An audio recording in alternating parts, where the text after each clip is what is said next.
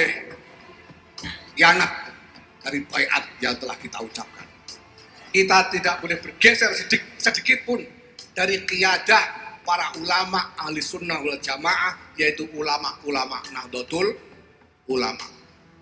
Maka ketika ulama-ulama kita menyatakan bahwa negara kesatuan Republik Indonesia berdasarkan Pancasila dan Undang-Undang Dasar 1945 bersendikan Bhinneka Tunggal Ika ini final,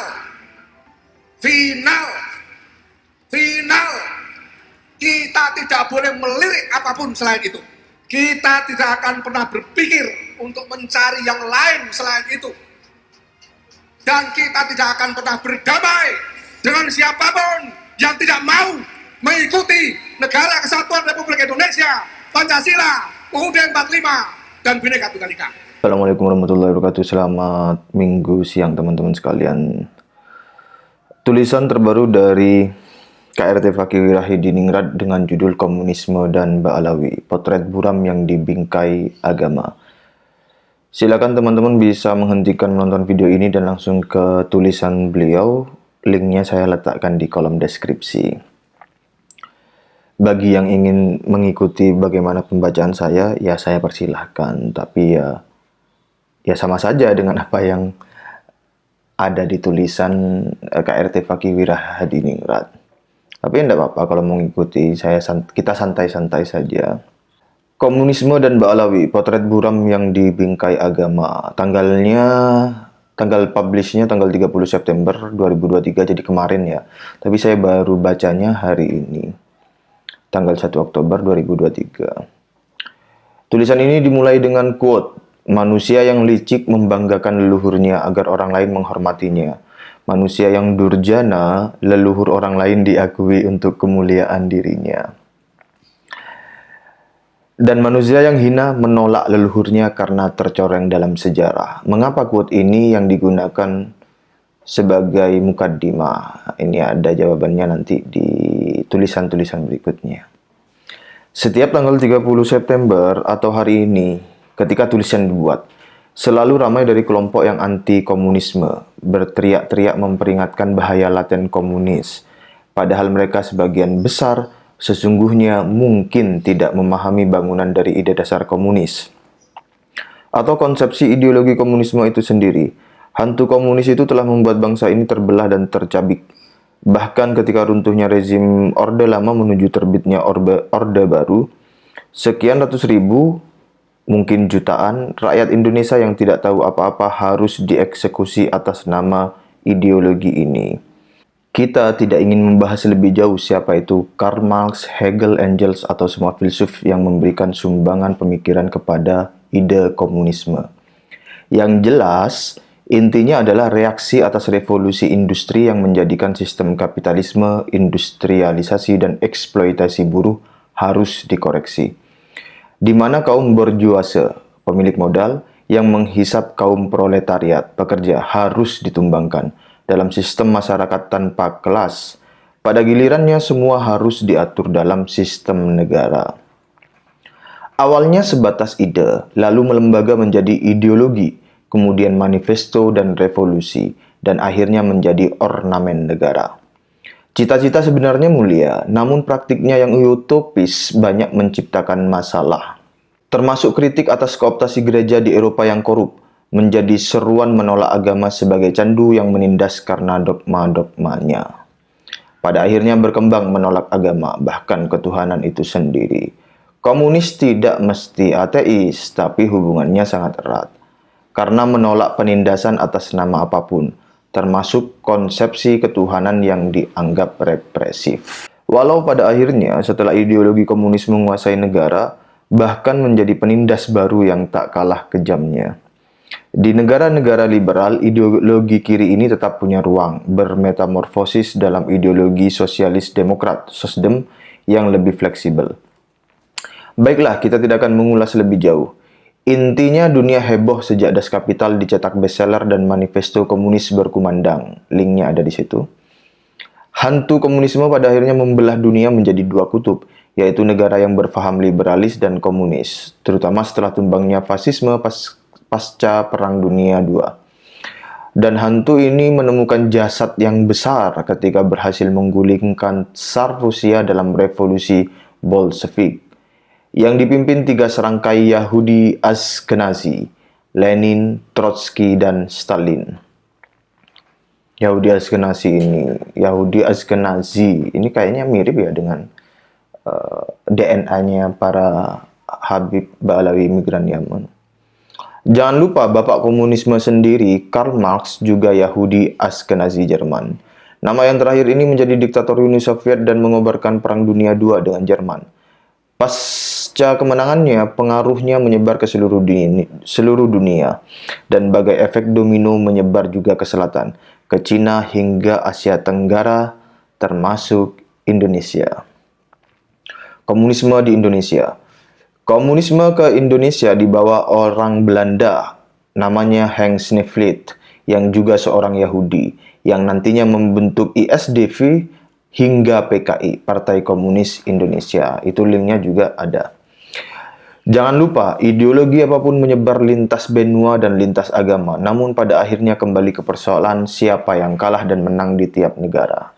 Terlepas dari latar belakang apapun, bangsa ini belum lupa bagaimana PKI berkali-kali melakukan pemberontakan, dan yang sering menjadi korban adalah keluarga besar NU, baik dari kalangan pesantren maupun rakyat jelata. Ini terjadi karena 3 hal. 1. Di zaman itu keduanya berbagi pangsa pasar yang sama, kaum pinggiran dan pedesaan.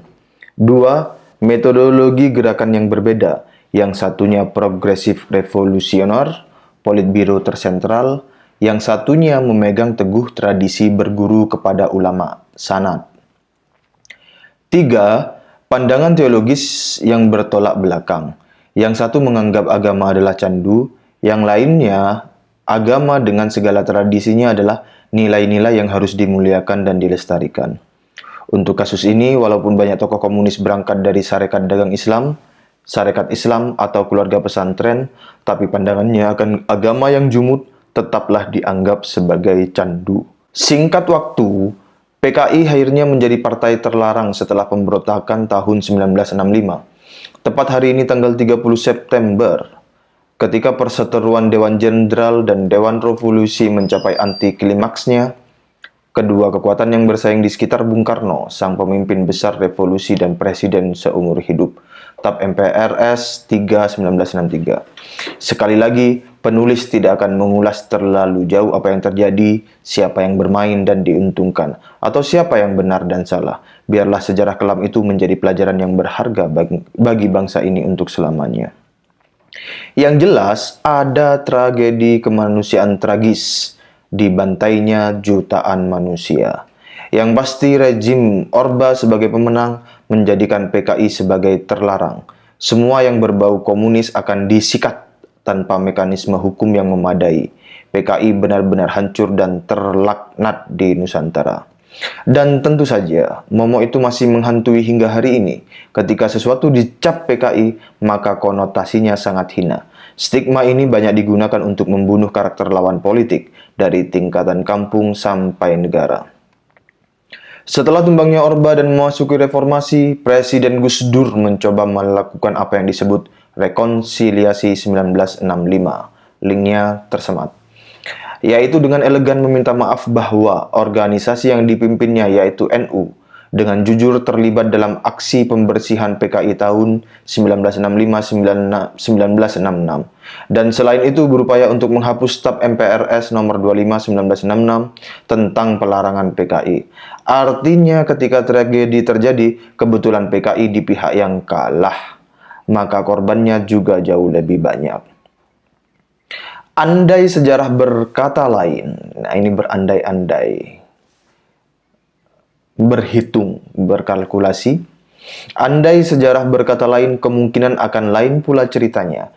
Disinilah NU berbesar jiwa, walau sejak 1948 dan 1965 terjadi serangkaian pembunuhan kiai, santri maupun aktivis-aktivis NU, tetap ingin menghapus kisah kelam itu dengan cara yang bijak. Ibaratnya, NU yang ikut menjadi korban, tapi begitu menang malah meminta maaf. dan ingin menghapus stigma buruk demi kebaikan bangsa di masa mendatang. Yang justru aneh adalah banyak yang masih menggunakan framing anti PKI itu untuk menjatuhkan lawannya, dan itu muncul dari kelompok radikalis yang sebenarnya tidak, tanda kutip, berkonflik langsung dengan PKI di masa silam.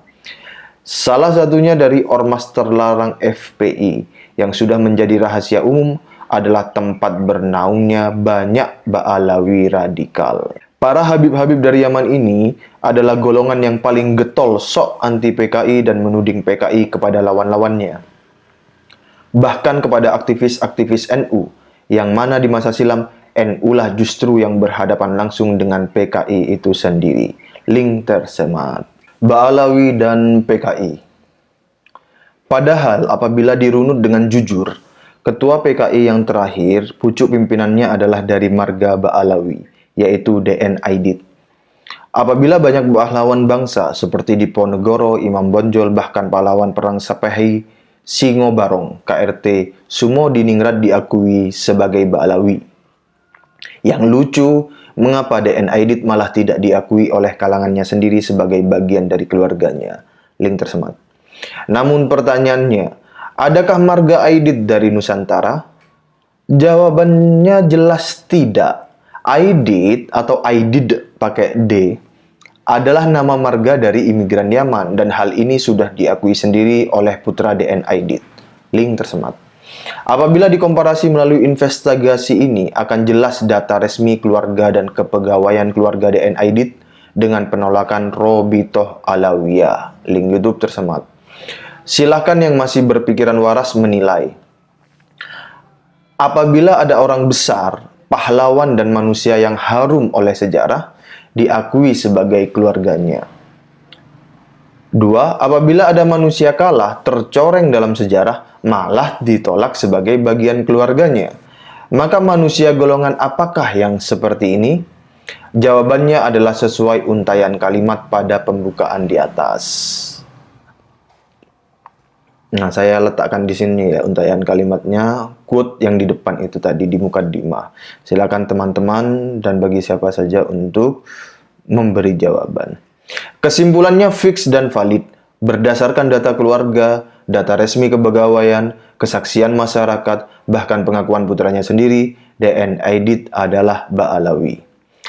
Masih kurang jelas atau mungkin kebetulan Ba'alawi jadi pentolan PKI? Lalu siapa Ahmad Sofyan dan Fahrul Barakbah?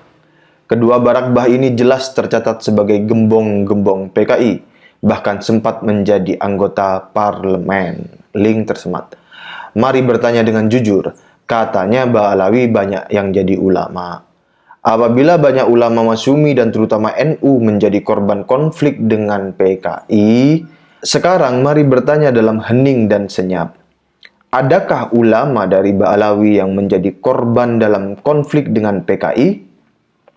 Silahkan mencari jawaban kepada rumput yang bergoyang.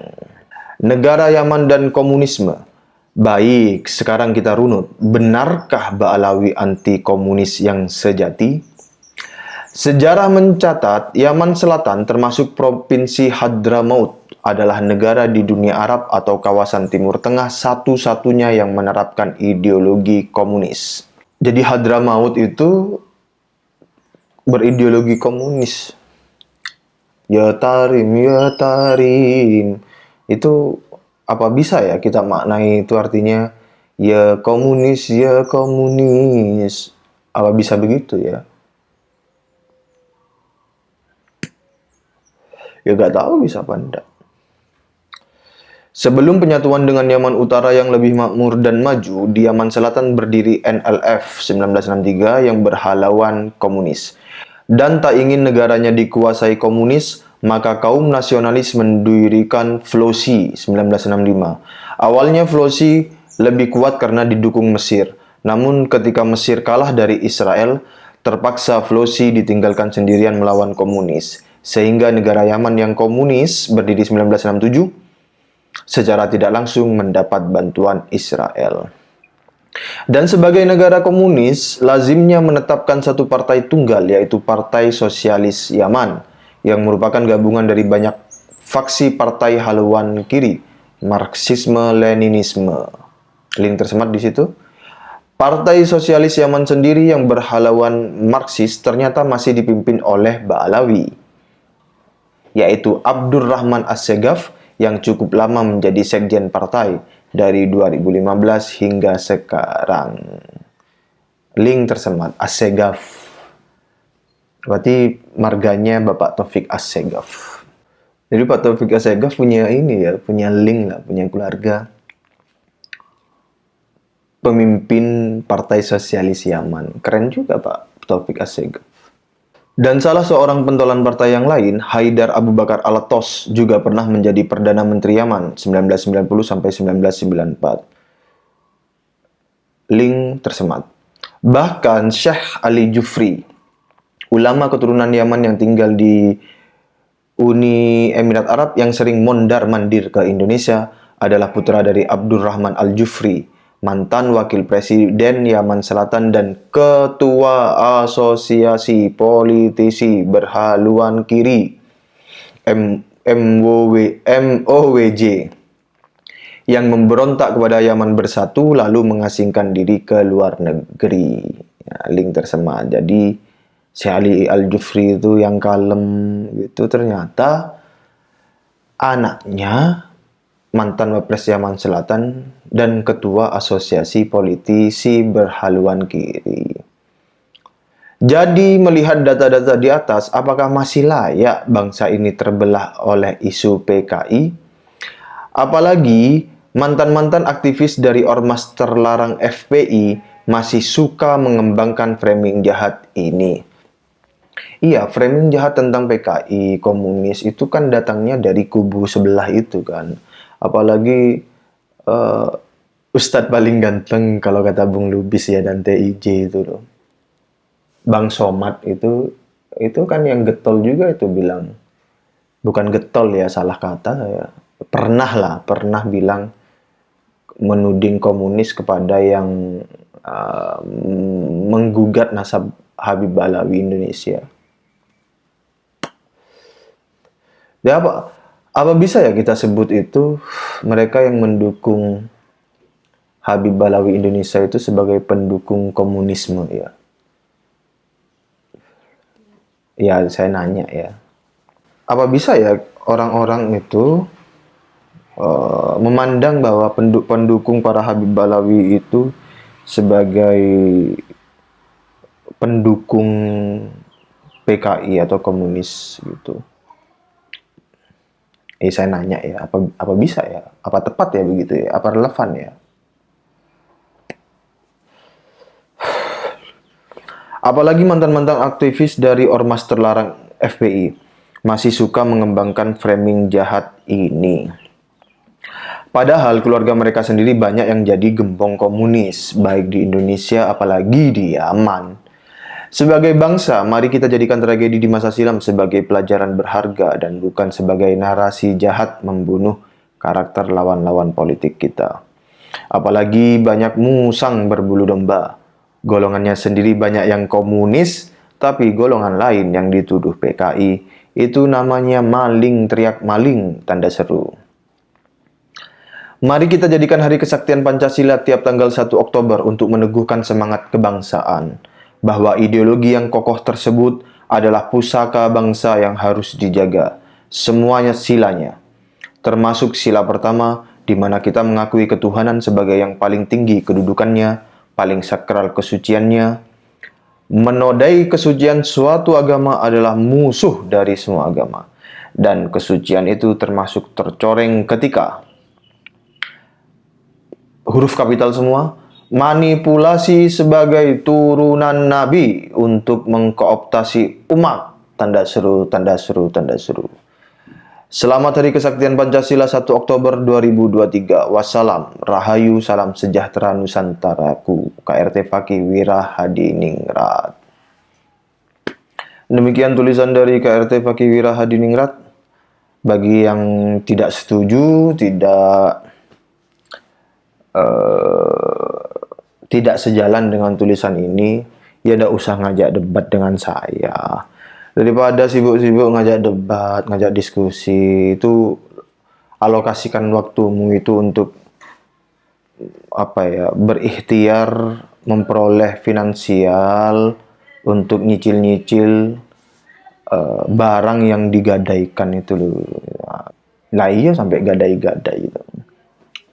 Daripada sibuk-sibuk kesana kemari ngajak diskusi, framing-framing al-kaburi, nah mending dah alokasikan waktu untuk berpikir, berikhtiar, memperoleh finansial yang lebih baik untuk menebus barang-barang yang digadaikan itu. Nama tengah kami bukan Al-Kaburi. Nama tengah kami Al-Ngumpeti. Kalau nama tengah saya bukan 5 triliun. Cukup 50 M saja. Nama tengah saya 50 M. 10 M buat lab genomik, 10 M untuk ini, 10 M ini untuk ini, 10 M ini untuk ini. Wes, tak habis no kabeh. Demikian dari saya. Wassalamualaikum warahmatullahi wabarakatuh.